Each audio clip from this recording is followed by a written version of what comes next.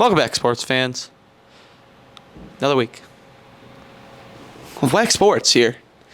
It's coming your way. Let's get into it. Let's get a little up to date. This week starts off with Friday's events. Varsity boys football has their senior night versus Cleve Hill. Over the weekend, varsity girls and boys cross country travel to East Aurora to compete. On Monday and Tuesday, there are no games. Then, on Wednesday, varsity girls swim traveled to City Honors. Varsity girls swim is home versus Kenmore East. Good luck, Alden teams, for the rest of their season and to playoffs. Let's get into our next segment.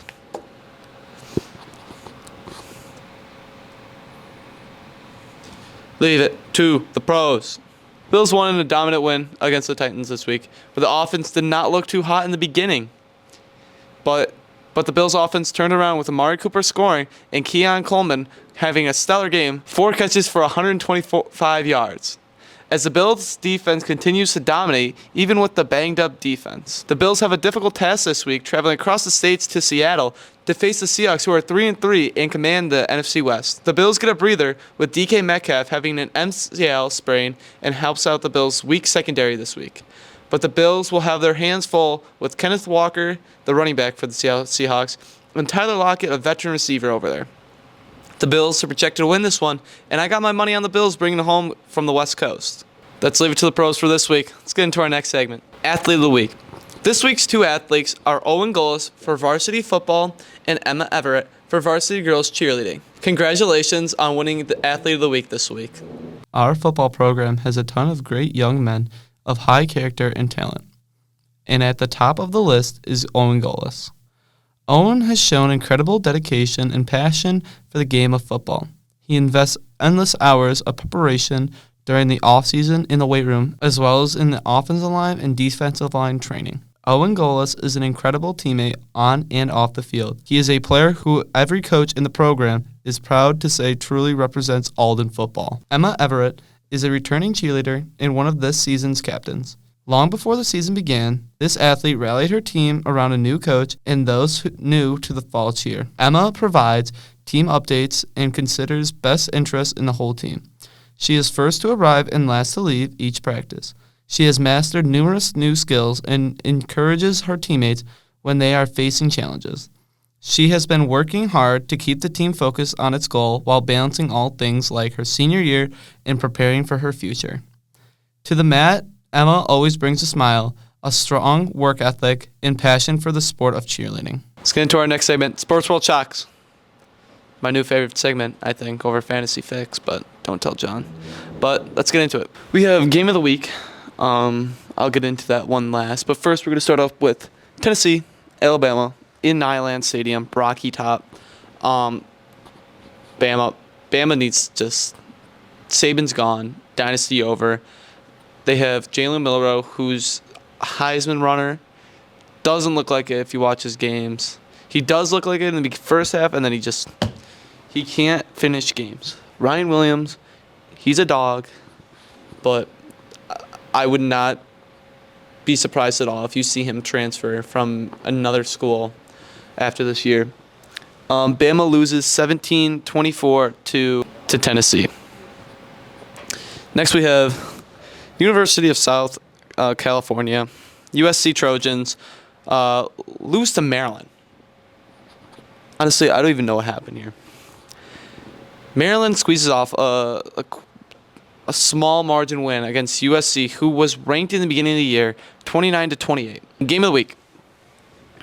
Number 1 Texas versus number 5 Georgia. Georgia, they just didn't look like the team that was going to win that game, especially after their week 1 loss against Alabama, who was ranked number 1 in the country. We thought they were going to lose again, but with Quinn Ewers coming back, I thought Texas was going to beat Georgia, but I don't know. Kirby Smart had it going for them. They upset Texas in Texas, 30-15. Texas falls from the number 1 spot. Georgia claims number 2 spot after this win. Midway through the game, Quinn Ewers was benched for Archie Manning, who couldn't do anything either. Texas was falling apart that game. Hopefully they can bounce back. They are still a team that you can see in the playoffs, 100%. They're a team that is playoff ready. Well,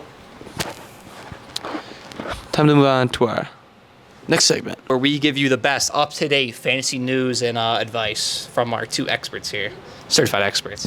I believe we are verified experts. Verified experts. All right, first we're talking about news of the week. Tua is going to be coming back this week, so big boost for A-Chain and Tyreek owners. Ayuk injured ACL, MCL, tore it. He's out the season. Chris Godwin, dislocated ankle, set to receive surgery. He's going to be out the season. Deshaun Watson out the season with, I think, Achilles. Achilles. He'll be out. And then this morning actually, D-Hop was traded to the Chiefs. So I already got my pickup, so. If you had D-Hop on your team for some reason, you're lucky. Whatever. So let's talk about that Chris Godwin. That is going to impact almost that entire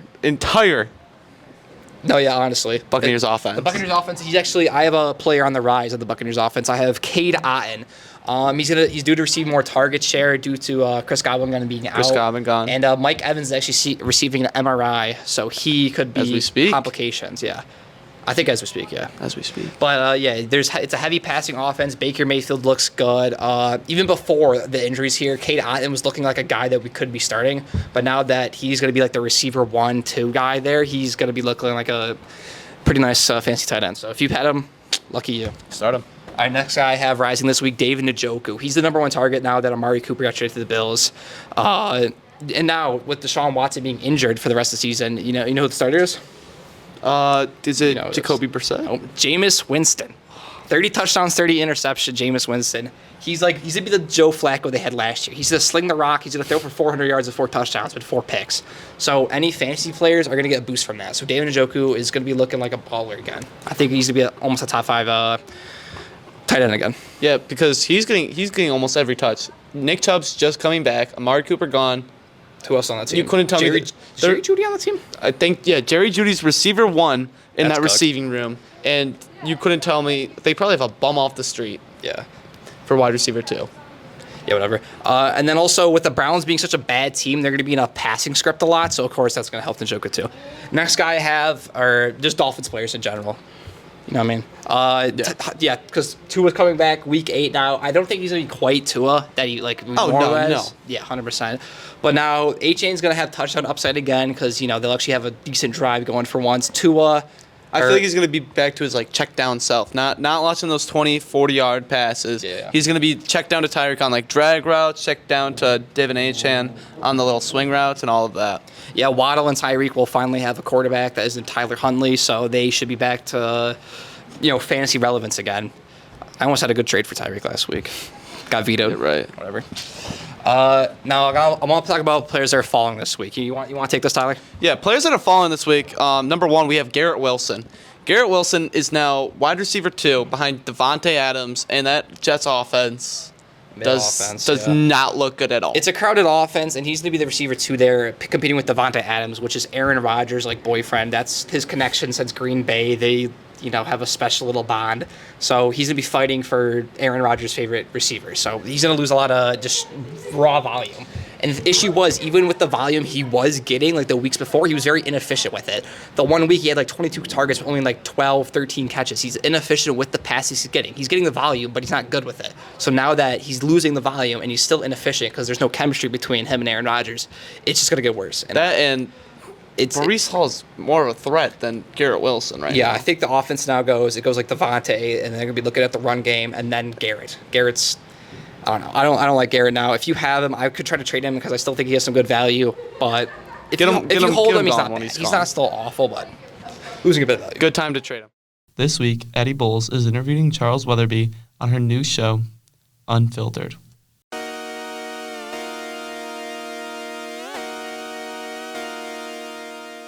I'm Addie Bowles, and today I'm here with junior Charles Weatherby. Thanks for joining me, Charles. Thank you for having me.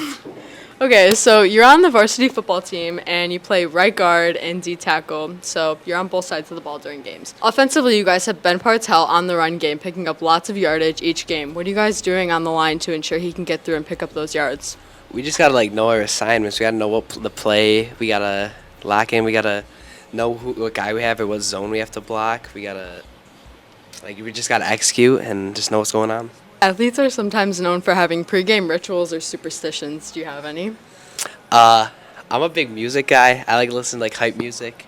I also have this one where like last year, I would eat a Rice Krispie treat before a game, or just like some quick acting carbs or something like sugars, just to get my energy up. And then other than that, just listen to music and just get hyped.